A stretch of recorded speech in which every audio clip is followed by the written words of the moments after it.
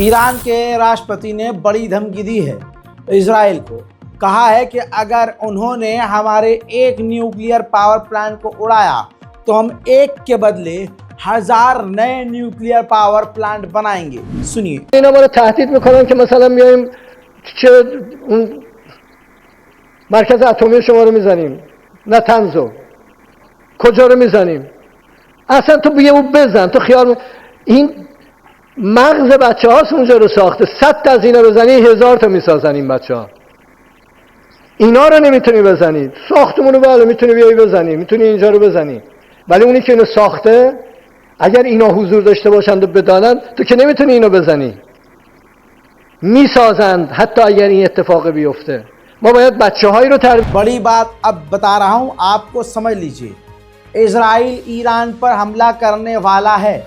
Israel की पूरी तैयारी हो चुकी है और अब इजराइल अमेरिका से परमिशन मांग रहा है। अभी तक अमेरिका ने परमिशन नहीं दिए हैं, लेकिन इजराइल को पूरी तरह से हथियार देकर खुद अमेरिका ने ही तैयार किया है। इजराइल का मानना यह है कि जैसे हमने लीबिया पर हमला करके उसका न्यूक्लियर तबाह किया था, वैसे हमें ईरान के साथ भी करना चाहिए। इजराइलियों का मानना यह है कि इतिहास में सबसे ज़्यादा कमज़ोर इस वक्त ईरान है, क्योंकि ईरान सीरिया से बाहर हो गया, लेबनान से बाहर हो गया और कई जगह ईरान कमज़ोर पड़ गया है। और हमने लास्ट हमले में ईरान के डिफेंस को भी ख़राब कर दिया था, जो अब तक ईरान ठीक नहीं कर पाया। हालांकि ईरान बार बार कह रहा है कि उसके डिफेंस सिस्टम बिल्कुल सही है। Institute for science international security, America की इस एजेंसी ने देखिए तस्वीर सैटेलाइट जारी कर दी है ईरान के फैसिलिटी की। जी हाँ, पारचीन तेलगान ईरान का इलाका है जहाँ पर ईरान की न्यूक्लियर साइट थी, जिसको दिखाया गया है कि यहाँ पर डैमेज हुआ है। हालांकि ईरान इस बात को ठुकरा रहा है। उधर चाइना से दोनों जहाज़ जो हथियार और मिसाइलों को बनाने वाले एलिमेंट लेकर निकले थे, वो अब ईरान के बंदर अब्बास पोर्ट पर पहुंच गए हैं। उधर ईरान के राष्ट्रपति पेजेश्कियान ने कहा कि हम पर अमेरिका की पाबंदियां काम नहीं करेंगी और अमेरिका की पाबंदियों की वजह से हम किसी भी ऑपरेशन में पीछे नहीं हटेंगे। जो हमारा मकसद है वो हम करते रहेंगे। अब देखिए, अमेरिका इसलिए इजराइल को हमले की परमिशन नहीं दे रहा है क्योंकि अमेरिका का मानना है कि अभी तक तो ईरान परमाणु नहीं बना रहा है, लेकिन अगर इजराइल ने हमला कर दिया तो हफ्ते भर में ईरान परमाणु बना भी लेगा। उधर खुलासा ये हुआ है कि इजराइल का जो बॉर्डर गोल है, जो उसका मकसद है ईरान को लेकर, वो ये कि ईरान में जो सरकार आई है इसको पलट दिया जाए, रिजीम बदल दी जाए। ईरान ने अपनी सिक्योरिटी को और मजबूत करते हुए 10 और नए छोटे समुद्री वेसल्स को लॉन्च किया है जो बॉर्डर पर गश्त करेंगी। वहीं दोस्तों, सैटेलाइट इमेज से खुलासा हुआ कि रूस के कार्गो जहाज़ भी ईरान पहुंच गए हैं।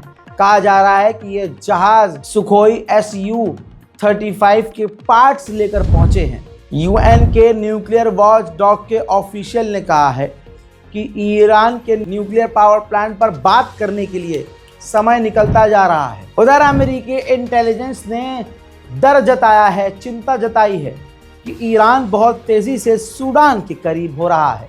ये हमारे लिए बेहतर नहीं है। हज़रात मोहतरम, रशिया पूरी तरह से सीरिया से निकल चुका है।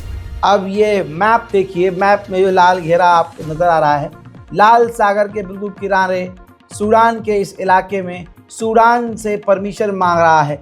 बात कर रहा है रशिया कि हमें इस जगह अपने कॉर्नर पर लाल सागर के किनारे तट पर तैनात होने दे, हमें मिलिट्री बेस बनाने दे। ईरान ऐसे ही किसी को अपना दुश्मन नहीं मानता। ईरान ऐसे ही किसी से दूरी नहीं अपनाता। उसके पीछे ठोस वजह होती है। अज़रबैजान से काफ़ी दूर और छटका हुआ ईरान रहता है। पहली वजह ये थी क्योंकि अज़रबैजान के अंदर इजराइल की मिलिट्री मौजूद है और अज़रबैजान बहुत करीब था इजराइल से। और अब नई खबर आई है, पूरी दुनिया का पहला मुस्लिम देश अज़रबैजान एक ऐसा देश बन चुका है जिसके देश में स्कूल में बच्चों को यहूदियों से दोस्ती और यहूदियों से दोस्ती के फ़ायदे और यहूदी लैंग्वेज तक सिखाई जाएगी। उधर अज़रबैजान के राष्ट्रपति इल्हाम अलीयव ने सीरिया के राष्ट्रपति जोलानी से फ़ोन पर बात की है। उधर जर्मनी के चांसलर ने अपने गंदे मुंह से गंदी बात कहते हुए अपने गंदे साथी इजराइल का साथ दिया और एक पॉडकास्ट में साफ इनकार कर दिया कि कोई भी गाज़ा के अंदर नरसंहार नहीं हुआ है, ये सब फ्रॉड और झूठ है। इजरायली अधिकारी, इजरायली एनवॉय ने कहा कि इजिप्ट के राष्ट्रपति सीसी हमास का साथ दे रहे हैं और पीस डील जो हमने की है वो तोड़ रहे हैं। इजराइल की नज़र में अब इजिप्ट चुभने लगा है। जॉर्डन ने कह दिया कि 35% हमारी आबादी जो है वो रेफ्यूजीज़ की है, लिहाजा हम और रेफ्यूजीज़ गाज़ा और फ़लस्तीन के नहीं लेंगे। वहीं मेरे दोस्तों, इजराइल के आतंकियों ने, सेटलर्स ने फ़लस्तीनियों के इलाकों पर, उनके घरों पर हमला किया, जिसमें 16 फ़लस्तीनी बुरी तरह से घायल हो गए। उधर ब्रिटेन के पूर्व प्रधानमंत्री बोरिस जॉनसन ने बहुत बढ़िया बात कही। उन्होंने कहा कि फ़लस्तीन के लोगों को अमेरिका के फ्लोरिडा में बसाना चाहिए, लेकिन ऐसा हो नहीं सकता। ठीक इसी तरह से गाज़ा की ज़मीन गाज़ा के लोगों की है, लिहाजा गाज़ा के लोगों को वहाँ से निकाला नहीं जा सकता।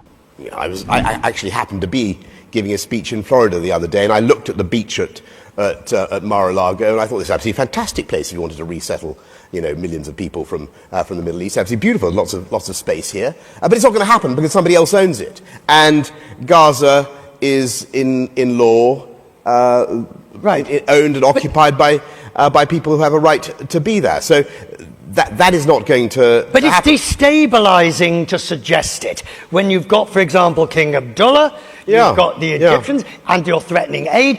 Whether or not this is just open thought, let's have a wonderful thought about what might happen. It's destabilizing. Well, but what Hamas did, frankly, was destabilizing. हजरात, रशिया के अंदर सीरिया के नोट छपते हैं। अब आपको बता दूं कि यूरोप और दूसरे देश सीरिया पर से अभी तक पाबंदी हटाने की सिर्फ बात कर रहे हैं। उधर रशिया नोट छाप कर और अलग से नोटों की यानी पैसों की मदद सीरिया की कर रहा है, लेकिन फिर भी सीरिया ने रूस की बात नहीं सुनी, ये अलग बात है, और रूस को अपने यहाँ से निकाल दिया है। ईरान स्पेशल रिपोर्ट में फ़िलहाल के लिए इतना ही। इस रिपोर्ट को शेयर कीजिए, दुआओं में याद रखिए, चैनल को सब्सक्राइब कीजिए। जय हिंद।